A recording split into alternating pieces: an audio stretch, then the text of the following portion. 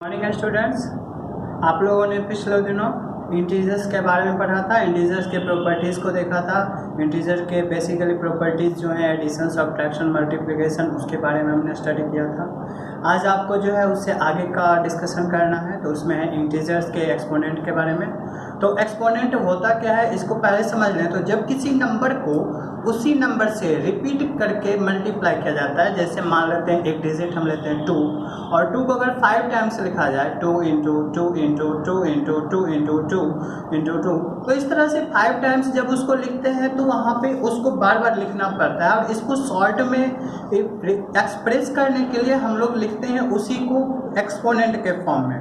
तो एक्सपोनेंट हो गया प्रोडक्ट मल्टीप्लिकेशन का एक शॉर्ट फॉर्म, जिसमें कि हम नंबर्स को रिप्रेजेंट करते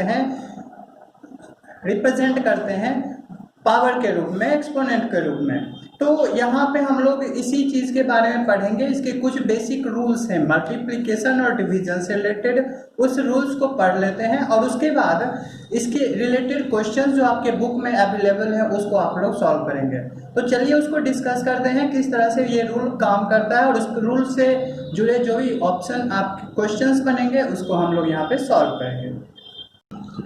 तो हम लोग जो है उस रूल्स को पढ़ेंगे। तो रूल्स को पढ़ने के लिए क्या किया जाता है, जैसे हमने यहाँ पे नंबर लिया 2, तो 2 multiply 2 is written as 2 to the power 2, और इसको क्या पढ़ेंगे तो 2 रेज्ड टू द पावर 2 या फिर 2 टू द पावर 2।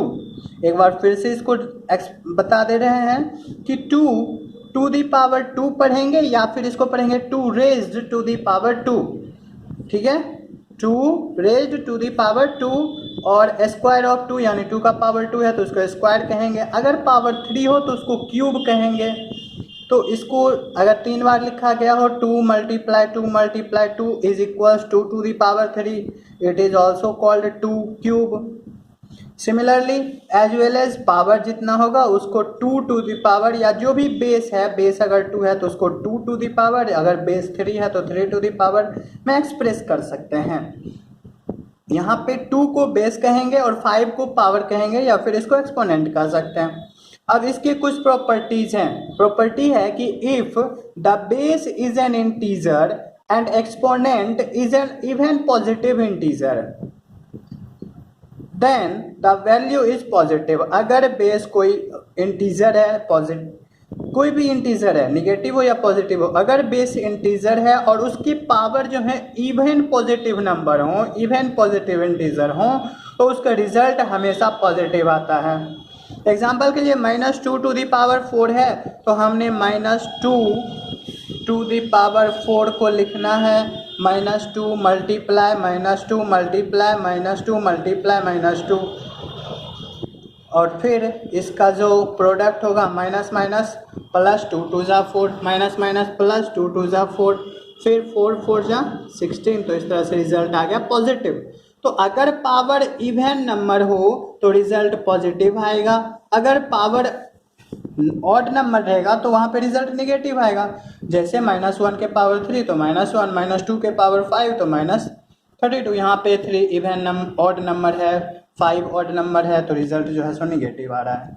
ठीक है, -1 पे पावर, अगर -1 पे पावर इवन पॉजिटिव इंटीजर हो तो रिजल्ट पॉजिटिव आएगा यानी 1 होगा, और अगर -1 पे पावर ऑड पॉजिटिव इंटीजर हो तो रिजल्ट -1 आएगा।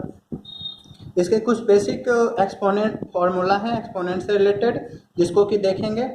तो a to the power m multiply a to the power n, it is written a to the power m plus n।